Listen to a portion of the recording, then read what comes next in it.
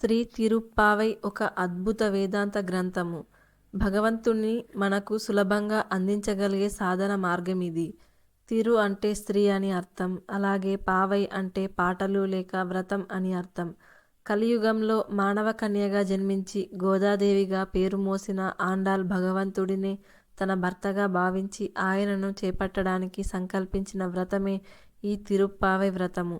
తిరుప్పావైలో 30 పాశురములు ఉంటాయి. పాశురము అంటే ఛందోబద్ధంగా ఉన్న పాటలు అని అర్థం. ఆండాల్లోని ఈ భక్తి పారవశ్యాన్నే శ్రీకృష్ణదేవరాయలు అముక్తమాల్యద అనే గ్రంథంగా అందించారు.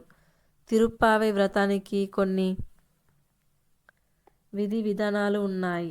వేకువజామునే నిద్రలేచి స్నానం చేయడం, అలాగే స్వామి కీర్తనలను ప్రతిరోజు క్రమం తప్పకుండా తిరుప్పావై పాశురములను పాడటం, అలాగే పేదలకు దానాలు, పండితులకు సన్మానం చేయటం, స్వామికి ఆండాళ్కు ఇష్టమైన పుష్ప కైంకర్యం చేయడము, ప్రతిరోజు పొంగలి స్వామివారికి నివేదించడము, సృష్టిలో భగవంతుడొక్కడే పురుషుడు, మానవులందరూ స్త్రీలు అనే ఉద్దేశంతోనే విష్ణుమూర్తిని శ్రీవారు అని సంబోధిస్తుంటారు.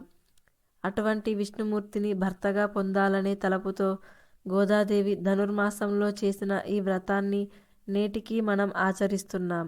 ధనుర్మాసం మొదటి రోజున ఈ వ్రతాన్ని ప్రారంభించి భోగి రోజున ఆండాళ్ శ్రీ రంగనాథుల కళ్యాణం జరిపించడంతో ఈ వ్రతం ముగుస్తుంది.